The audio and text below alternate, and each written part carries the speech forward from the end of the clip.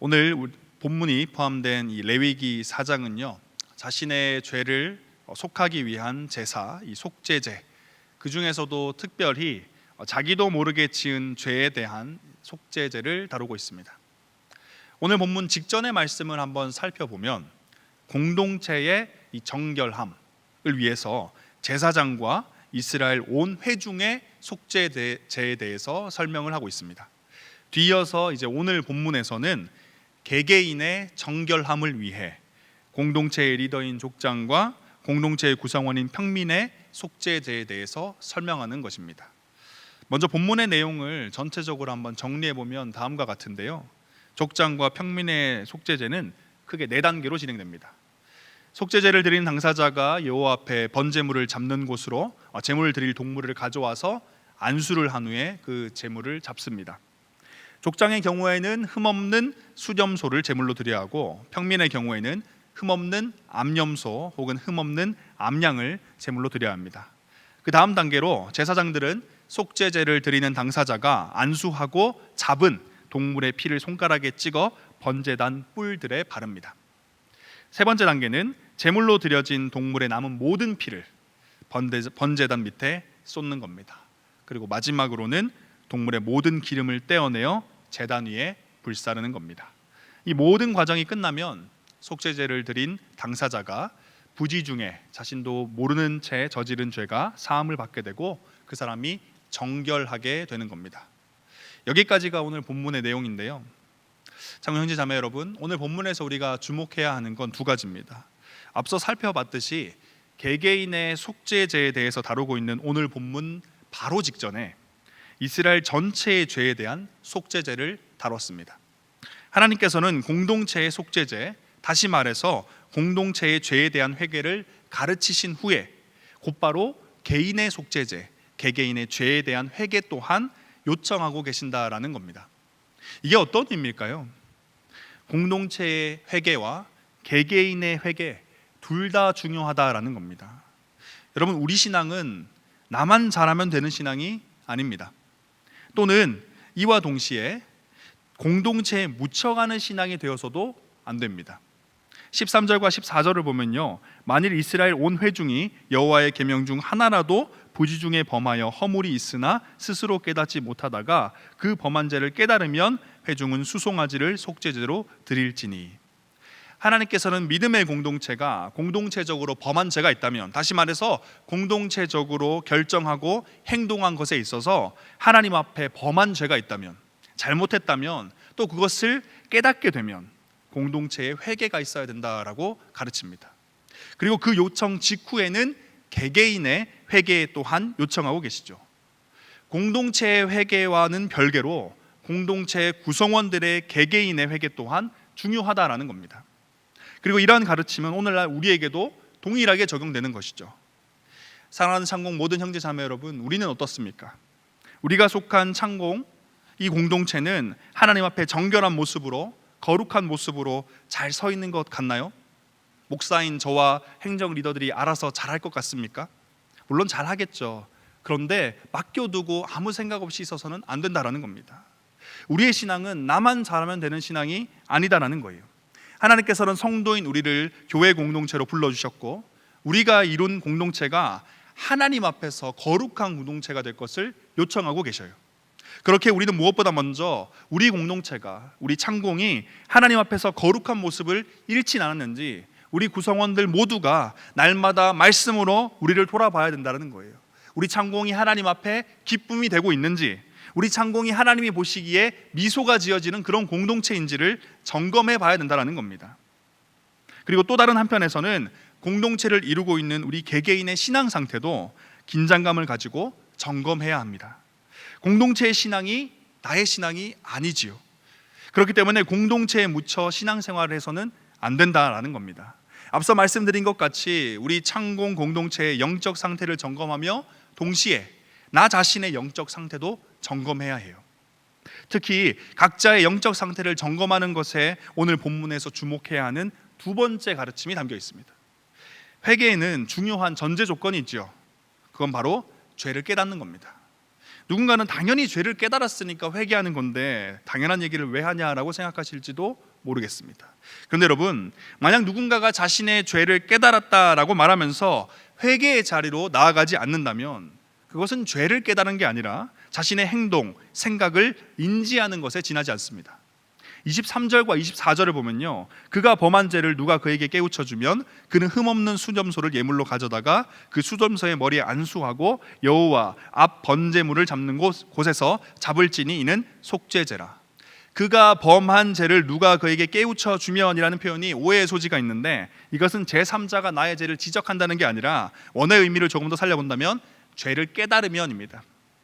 이것을 기억하면서 23절과 4절을 정리해보면 죄를 깨달으면 속죄제를 드려야 한다라고 할 수 있습니다. 하나님께서 지금 어떻게 말씀하고 있습니까? 나의 행동과 생각이 죄라는 것을 깨달으면 속죄제, 회개해야 한다라는 겁니다. 죄를 깨닫는다는 것은요, 회개의 자리에 나아간다는 것과 인과관계로 단단히 묶여 있습니다. 그렇게 회개의 자리로 나아가는 것까지가 죄를 깨닫는 것에 담긴 의미다라는 거예요.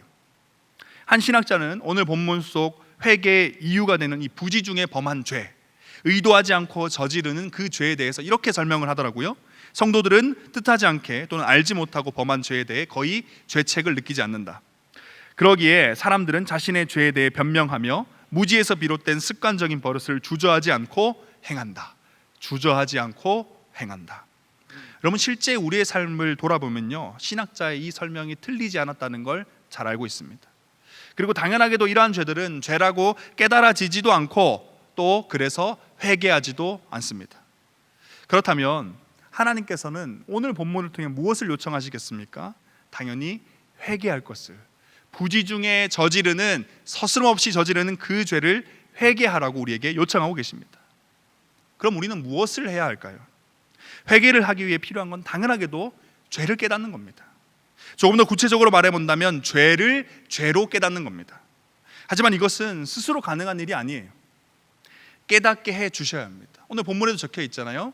깨닫게 해 주시면 깨달을 수 있도록 하나님께 도움을 구해야 한다는 겁니다. 우리 안에 계시는 성령님께서 말씀의 빛으로 우리의 죄를 습관적이고 무책임하게 저지르고 있는 그 행동과 그 생각이 죄라는 사실을 깨닫게 해 주셔야 한다는 거예요.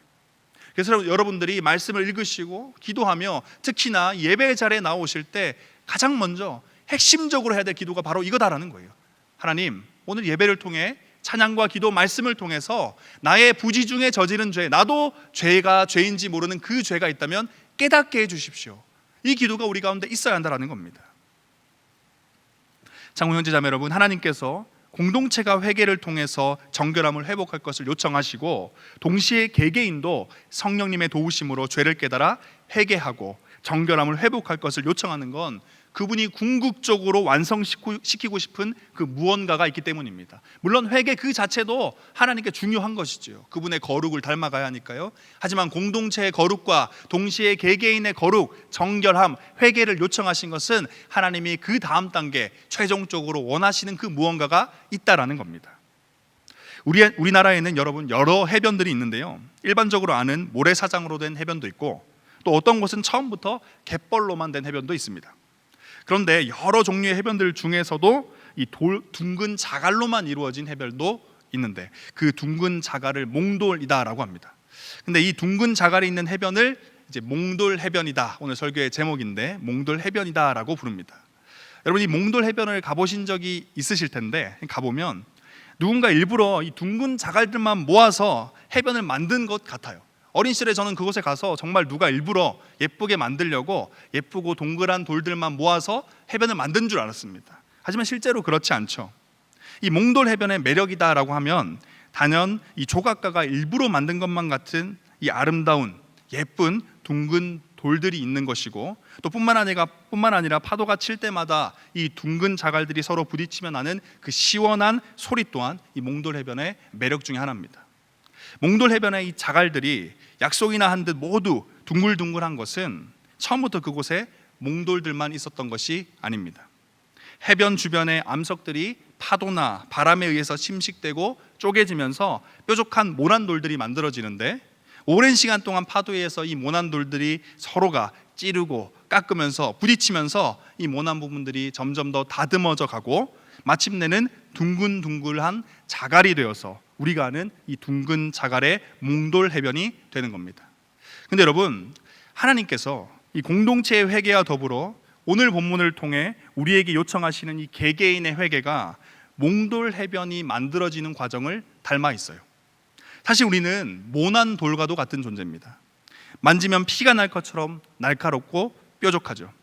우리가 얼마나 이기적이고 얼마나 사랑이 없고 또 얼마나 교만한가요? 이런 뾰족한 모난 돌들이 모여 우리 창공 공동체를 만드는 겁니다. 그러니 얼마나 아프겠습니까? 석기시대에 사용한 이 칼들을 박물관에서 보면 돌이 얼마나 날카롭고 뾰족해질 수 있는지 우리는 잘 알고 있습니다. 우리가 공동체를 이루고 있다는 건 그렇게 날카로운 부분으로 상대방을 긁고 그렇게 뾰족한 부분이 나를 찌른다라는 겁니다. 그런데 놀라운 건 서로가 서로를 아프게 하고 슬프게 하는 시간이 점점 쌓여가면 모난 돌들이 서로 부딪히며 시간을 보내다 보면 그 모난 부분들이 점점 더 깎여져 나가고 둥근 자갈이 되어 그렇게 더 시간이 지나면 마침내 아름다운 몽돌 해변이 된다라는 겁니다. 사랑하는 창공 모든 형제 자매 여러분, 제가 우리 창공을 처음 만났을 때 하나님께서 약속해 주셨던 것, 진정한 하나된 공동체, 세상 그 어디에서도 만날 수 없는 진짜 하나된 공동체, 그래서 모두가 행복한 공동체. 여러분, 저는 우리 창공과 함께 지난 1년 6개월의 시간을 보내면서 여전히 뾰족하고 여전히 날카로운 부분이 우리 가운데 남아있지만 또 그래서 서로를 아프게 할 때도 있지만 분명 하나님께서는 한 명씩 한 명씩 모난 부분들을 다듬어 가시고 그렇게 우리를 아름다운 몽돌 해변으로 만들어가고 있다는 것을 확신하고 있습니다. 여러분도 느껴지십니까? 저는 우리 창공이 여러분에게 정말 행복한 공동체가 되었으면 좋겠어요. 창공을 떠올리면 마음 가운데 기쁨과 감사가 있고 행복이 있는 그런 공동체가 되었으면 좋겠습니다. 그렇다면 우리 창공이 눈부시게 아름다운 이 몽돌 해변이 되기 위해선 어떻게 해야 할까요? 나의 모난 모습이 상대방을 아프게 하고 상대방의 모난 모습이 나를 아프게 하니까 코로나 시절처럼 거리 두기를 하면 될까요? 실제로 안타깝지만 우리는 이런 선택을 자주 합니다. 나랑 안 맞고 나를 아프게 하고 나를 불편하게 생각하는 사람과 거리를 두는 거죠. 근데 여러분, 그렇게 거리를 두면 모난 돌이 깎여 나갈 수가 없습니다. 그냥 계속 모난 돌로 남아 있을 수밖에 없다라는 거예요. 모여야 하는 겁니다. 함께 해야 하는 거예요. 서로가 서로를 찔러도 아프게 해도 공동체를 이루어야 하는 겁니다. 우리 히브리서 10장 25절 말씀을 찾아볼 텐데요, 신약 성경 363쪽입니다. 히브리서 10장 25절 함께 한번 찾아보겠습니다. 신약 성경 363쪽입니다.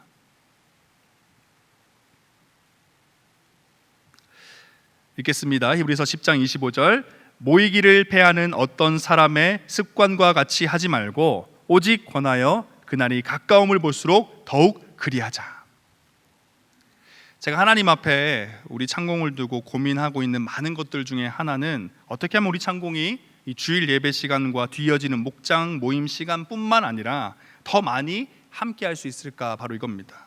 사단은요, 우리가 사는 이 시대를 분주한 시대로, 개인주의 시대로 만들어가면서 성도인 우리가 주일에 모이는 것도 버겁게 만들고 있습니다. 수련회로 모이는 건 말할 것도 없고요. 근데 지금 성경 히브리서에서는 하나님 어떻게 말씀하십니까? 모이기를 힘쓰라라고 요청하고 있어요. 사랑하는 창공 모든 형제 자매 여러분, 실제 그런 해변은 없겠지만 우리가 모난 돌들만 모여있는, 그래서 아무도 찾지 않는 그런 해변이 되지 않길 원합니다. 우리가 그런 공동체가 되지 않았으면 좋겠어요.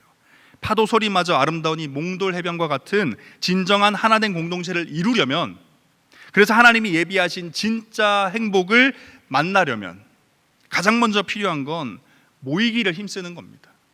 거기서부터 시작되는 거예요. 그리고 함께 모이기 시작했다면 이젠 우리의 모난 부분들이 깎여질 준비를 해야 합니다. 다시 말해서 오늘 본문 속 하나님의 요청인 개인의 회개가 시작되어야 한다라는 거예요. 모난 돌들이 모였기 때문에 당연하게도 발생하는 공동체 속 수많은 갈등과 그로 인한 아픔 가운데서 우리는 그것을 갈등으로 끝내고 아픔으로 끝내서는 안 된다라는 겁니다. 공동체 가운데 갈등이 있을 때, 다른 사람의 뾰족한 부분이 나를 찔러 가슴이 아플 때, 나랑 친한 그 친구가 아니라 하나님 앞으로 나아가야 해요. 나를 힘들게 한 그 사람을 욕하는 자리가 아니라 기도의 자리에 앉아야 합니다. 그가 잘못한 것들을 나열하는 게 아니라 말씀으로 정직하게 나를 먼저 돌아보며 궁극적으로는 그 가운데 나도 모르고 있던 나의 모난 부분, 평생을 그렇게 살아와서 습관적이고 무책임하게 생각하고 행동해왔던 부지중에 범해왔던 나의 죄된 모습을 깨닫고 회개의 자리로 나아갈 수 있어야 합니다. 저는 이 과정을 두 단어로 정리하고 싶습니다. 바로 겸손과 사랑이에요. 먼저 만약 겸손이 없으면요, 모난 돌들이 서로 부딪힐 때 나의 모난 부분은 보이지 않고 상대방의 모난 부분만 거대하게 보이는 거예요.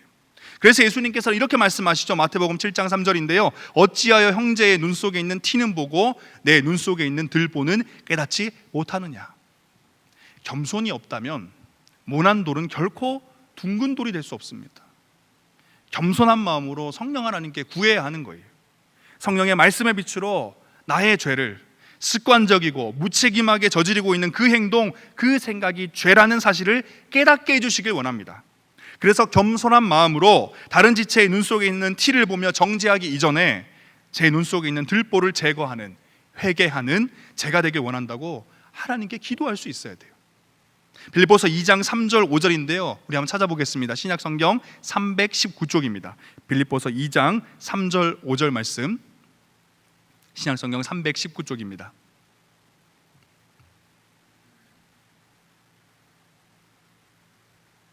우리 4절은 빼고 빌립보서 2장 3절과 5절 읽어보겠습니다.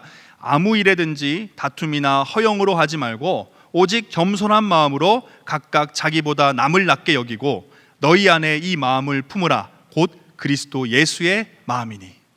겸손으로 나보다 남을 낮게 여기는 마음으로 성령 하나님을 찾을 때 하나님께서는 우리의 모난 부분을 발견하게 하시고 둥글게 다듬어 가기 시작할 겁니다. 그리스도 예수의 마음을 가지게 하는 거예요. 이게 우리가 지난주에 나눴던 우리 인생에 진짜 성공하는 것, 진짜 가치 있게 사는 것, 바로 예수를 닮는 것, 그게 바로 이 과정입니다. 그 누구보다 날카롭고 뾰족한 모난 돌들이 모여 아름다운 몽돌 해변이 되기 위한 이 과정에 필요한 또 다른 한 가지는 바로 사랑이에요. 겸손을 통한 개인의 회개 요청은요, 나에게만 주어진 게 아니라는 걸 여러분 잊지 마세요.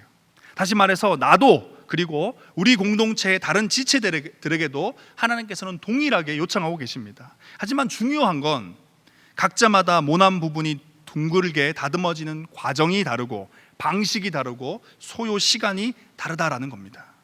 그래서 나는 이만큼 깎여져서 이제는 다른 사람에게 상처 안 주고 있는데 당신은 왜 여전히 모난 모습으로 남아서 나를 혹은 다른 누군가를 아프게 하느냐라는 불만이 생겨날 수 있어요. 근데 에베소서 4장 2절은 이에 대해서 이렇게 설명합니다. 오래 참음으로 사랑 가운데서 서로 용납하라.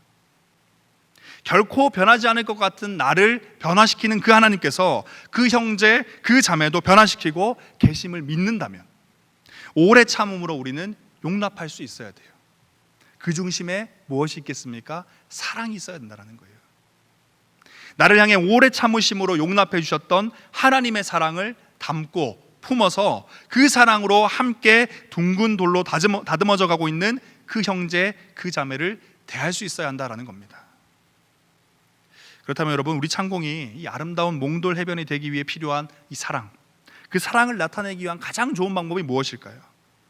사랑하고자 하는 그 지체를 위해 기도하는 겁니다. 우리 공동체의 지체들을 사랑하기 위해 기도 말고도 물론 다른 여러 가지 방법들도 있을 겁니다. 나의 물질을 통해 맛있는 밥을 사줄 수도 있고, 작은 선물을 줄 수도 있고, 나의 시간과 힘을 들여 직접적인 다른 도움을 줄 수도 있을 겁니다. 그런데 밥을 사주는 것도 좋고 도움의 손길을 주는 것도 좋은데 형제 자매를 위한 기도는 반드시 필요합니다. 기도 없는 사랑은요, 빈 껍데기에 불과해요. 기도하는 게 뭐 그렇게 대수입니까? 말할지도 모르겠지만요, 근데 정말 누군가를 위해서 하나님 앞에서 눈물로 기도하고 누군가의 기도 제목을 끝까지 붙들고 기도하면요, 내 안에 그 형제, 그 자매를 향한 하나님의 사랑이 생겨나는 걸 느낄 수 있어요. 사람의 사랑과 사람의 애씀으로 사랑하는 게 아니라 하나님의 사랑으로 사랑하기 시작할 수 있다는 겁니다. 기도할 때, 다시 말해서 하나님의 마음으로, 그분의 한없는 사랑으로 형제 자매를 바라보기 시작한다는 거예요. 그래서 기도가 저는 최고의 사랑의 표현이다라고 설명하고 싶습니다. 그래서 제가 여러분들을 귀찮게 하면서 계속해서 기도 제목을 엿줍는 거고, 또 그래서 여러분들을 위해서 힘써 기도하는 겁니다. 창공 형제자매 여러분, 오늘을 끝으로 이제 목장 모임은 1학기 목장 모임은 끝이 나는데요, 이번 한 학기 동안 매주일 함께 나눈 여러분들의 사랑하는 목원들의 기도 제목을 놓고 얼마나 힘써 기도해 주셨습니까? 목원들이 나누는 기도 제목들을 여러분 그냥 흘려들어서는 안 돼요. 목자가 기록해야 되니까 기록용으로 이야기하고 목자가 들었겠지 하면서 그냥 흘려들어서는 안 된다는 겁니다. 이번 아웃리치 팀들을 위한 기도 제목들, 성기미들에게 종종 전달되는 우리 창공의 긴급한 기도 제목들, 여러분 이거 그냥 흘려보내서는 안 돼요. 다이어리에 옮겨 적든 핸드폰에 메모에 복사 붙여 넣어 놓든 따로 옮겨 적어 두고요, 우리 창공의 형제 자매들의 기도 제목 가지고 힘써서 기도해야 돼요. 그럴 때 우리 창공 안에 하나님의 사랑이 샘솟아나기 시작하는 겁니다. 그렇게 그 사랑이 우리 가운데 충만할 때 우리 모두가 점점 더 둥근 모습으로, 예수님을 닮은 모습으로, 아름다운 몽돌 해변으로 진정한 하나된 공동체가 되어가기 시작한다라는 겁니다. 공동체의 회개를 요청하신 하나님께서는 뒤이어지는 오늘 본문을 통해 개인의 회개 또한 요청하고 계시죠. 그리고 하나님께서 이러한 요청을 하신 것은 결국 우리로 하나님이 주신 최고의 선물, 하나된 공동체, 행복한 공동체를 누리도록 만들기 위함입니다. 사랑하는 창공 모든 형제 자매 여러분, 누군가는 우리에게 주어진 이 믿음의 공동체가 저주다라고 말할지도 모릅니다. 그런데 우리에게 주어진 창공 공동체는요, 하나님이 우리에게 주신 최고의 선물입니다. 하나님께서 평생을 모난 돌로, 아니요 시간이 지나면 어쩌면 우리는 더 뾰족하고 더 날카롭게 변해갈 뻔했던 우리를 세상에서 가장 아름다운 둥근 돌로, 예수 그리스도를 닮은 삶으로 만들어 가시길 하나님은 간절히 원하셔요. 그리고 그런 아름다운 돌들을 한데 모아 더욱 아름다운 몽돌 해변으로 만드시길 간절히 소망하고 계십니다. 저는 이 꿈을 우리 창공 모든 형제 자매들이 함께 꾸면서 또 함께 누릴 수 있길 간절히 소망합니다. 모이기를 힘씁시다. 겸손함으로 회개의 자리를 지키시고요, 사랑으로 서로를 용납합시다. 그럴 때 우리 창공은 아름다운 몽돌 해변, 하나님이 우리에게 주신 최고의 선물, 행복한 공동체가 될 것입니다.